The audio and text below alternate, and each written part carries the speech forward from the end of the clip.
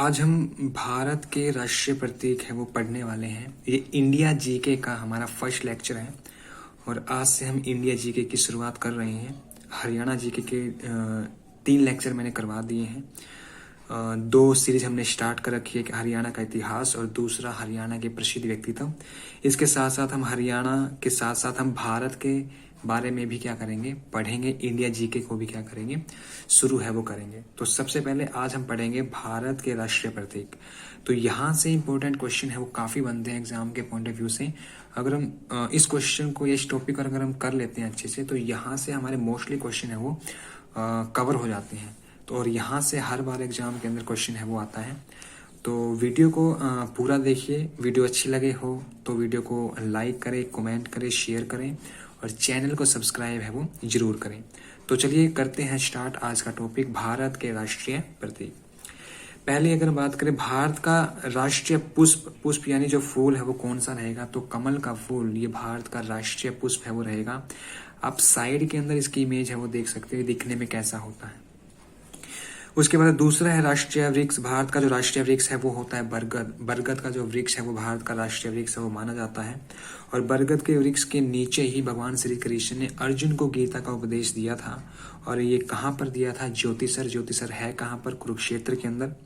और इस बरगद के चारों ओर एक चबूतरे का निर्माण किया गया है। इस बरगद के पेड़ के चारों ओर उसको बनाया था सन 1924 के अंदर महाराजा दरभंगा ने।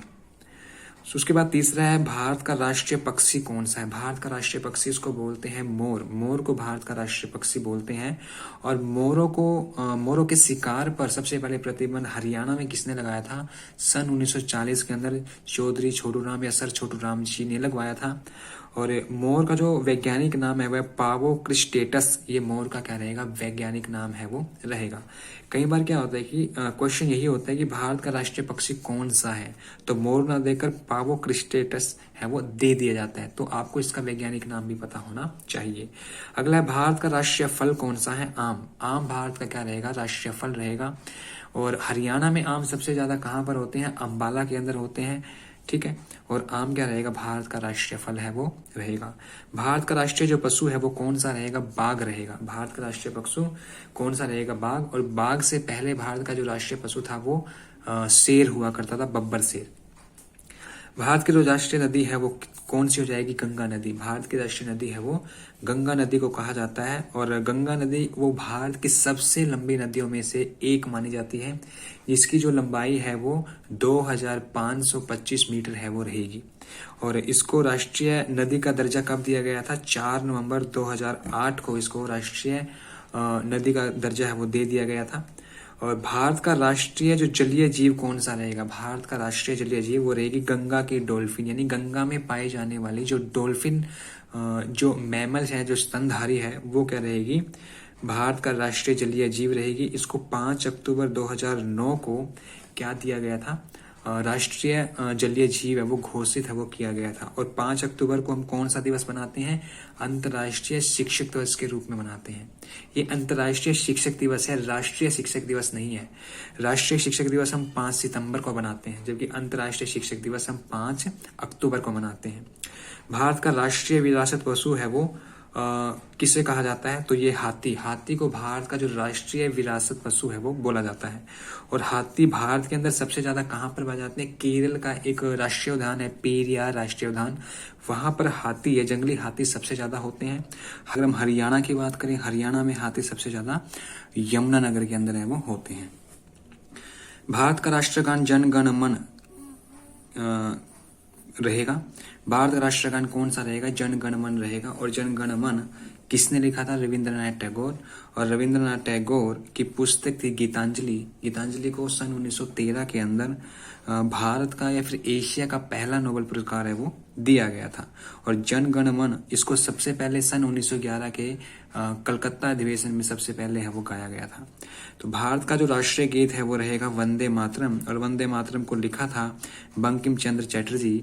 इनकी पुस्तक थी आनंद मठ। आनंद मठ से वंदे मातरम गीत है वो लिया गया था। और इसको सबसे पहले 1896 के कलकत्ता अधिवेशन में इसको गाया गया था।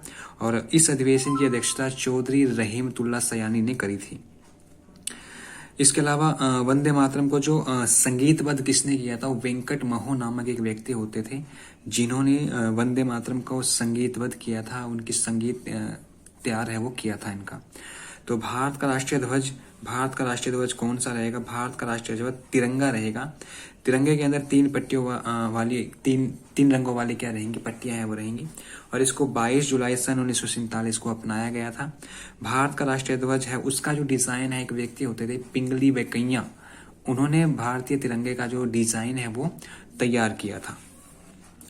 इसके अलावा भारत का जो राष्ट्रीय प्रतीक है वो रहेगा सारनाथ में स्थित अशोक स्तंभ। सारनाथ में स्थित अशोक स्तंभ क्या रहेगा? भारत का राष्ट्रीय प्रतीक रहेगा। अशोक स्तंभ के अंदर कितने शेर हैं? 4 शेर हैं। दिखाई कितने देते हैं? 3 दिखाई देते हैं। और इसके अंदर 4 आकृति भी हैं, 4 जानवरों की आकृति हैं जिनको हम HELO से हम डिफाइन कर सकते हैं। H का मतलब हॉर्स, E का मतलब एलिफेंट, L का मतलब लोयन और O का मतलब ऑक्स। ठीक है। और सारनाथ की अगर हम बात करें, सारनाथ भगवान गौतम बुद्ध ने अपना पहला जो उपदेश है वो सारनाथ के अंदर है वो दिया था अपने शिष्य आनंद को। भारत का राष्ट्रीय वाक्य कौन सा रहेगा? सत्यमेव जयते, यानी सत्य की हमेशा जीत होती है, ये भारत का राष्ट्रीय वाक्य रहेगा। और ये हमने कहाँ से लिया है? ये एक उपनिषद है, मुंडको उपनिषद, यहाँ से ये लिया गया है। भारत की जो राष्ट्रीय मिठाई है वो जलेबी को बोला जाता है। और जलेबी हरियाणा में सबसे ज्यादा कहाँ होती है? जलेबी हरियाणा में सबसे ज्यादा गोहाना सोनीपत के अंदर होती है। भारत की राष्ट्रीय मुद्रा वो रुपया हो जाएगा। और रुपये का जो डिजाइन है वो किसने तैयार किया था? उदय कुमार एक भारतीय हुआ करते थे, उसने रुपये का जो डिजाइन है वो तैयार किया था। भारत का राष्ट्रीय जो पंचांग है वो कौन सा रहेगा? शक संवत रहेगा। भारत का राष्ट्रीय जो खेल है वो हॉकी रहेगा। और हॉकी भारतीय जो पुरुष हॉकी टीम के कप्तान है वो मनप्रीत सिंह रहेंगे। और भारतीय महिला हॉकी टीम की कप्तान है वो कौन रहेंगी? वो रानी रामपाल जी रहेंगी, जिनका संबंध शाहबाद कुरुक्षेत्र से रहेगा। भारत का जो राष्ट्रपिता वो महात्मा गांधी जी को कहा जाता है। और महात्मा गांधी को राष्ट्रपिता नेताजी सुभाष चंद्र बोस ने कहा था। भारत की राष्ट्रीय लिपि है वो देवनागरी। और भारत की जो राजभाषा है वो कौन सी रहेगी? हिंदी।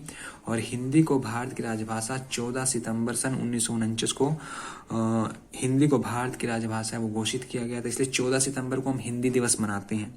लेकिन अंतर्राष्ट्रीय हिंदी दिवस हम कब मनाते हैं? 10 जनवरी को हम अंतर्राष्ट्रीय हिंदी दिवस है वो मनाते हैं। हिंदी की लिपि कौन सी रहेगी? देवनागरी लिपि है वो रहेगी। भारत की विदेश जो नीति है वो कौन सी रहेगी? गुटनिरपेक्ष नीति है वो भारत की विदेश नीति रहेगी। और भारत के जो विदेश मंत्री है वो एस जयशंकर है वो रहेंगे। भारत का राष्ट्रीय जो नारा है वो श्रमेव जयते, यानी परिश्रम या श्रम या मेहनत की ही जीत होती है, ये भारत का राष्ट्रीय नारा रहेगा। एक तो है राष्ट्रीय वाक्य सत्यमेव जयते, एक है राष्ट्रीय नारा श्रमेव जयते। भारत की राष्ट्रीय योजना कौन सी रहेगी? पंचवर्षीय योजना। ये भारत की राष्ट्रीय योजना रहेगी जो हर 5 साल के लिए बनाई जाती है। और अलग अलग तरीके से इसको भारत के अंदर है वो लागू किया जाता है। भारत का राष्ट्रीय सर्वोच्च पुरस्कार वो कौन सा रहेगा? भारत रत्न है वो रहेगा। भारत रत्न ये भारत का सबसे बड़ा पुरस्कार है वो रहेगा। इसकी शुरुआत 2 जनवरी सन 1954 को हुई थी। और उस टाइम में 3 व्यक्तियों को ये दिया गया था।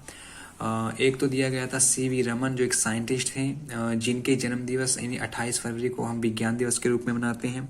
दूसरा था भारत के पहले उपराष्ट्रपति और दूसरे राष्ट्रपति सर्वपल्ली राधाकृष्णन को ये पुरस्कार दिया गया था। और तीसरा पुरस्कार है वो दिया गया था C राजगोपालाचारी, जो भारत के क्या रहेंगे? पहले भारतीय गवर्नर जनरल है वो रहेंगे। तो C राजगोपाल, जिनको राजा जी के उपनाम से भी जाना जाता था, इन 3 व्यक्तियों को ये मिला था भारत रत्न पुरस्कार। और भारत रत्न पुरस्कार है वो सफेद फीते के अंदर दिया जाता है। और इसमें कोई भी धनराशि है वो दिए जाने वाले व्यक्ति को नहीं दी जाती है।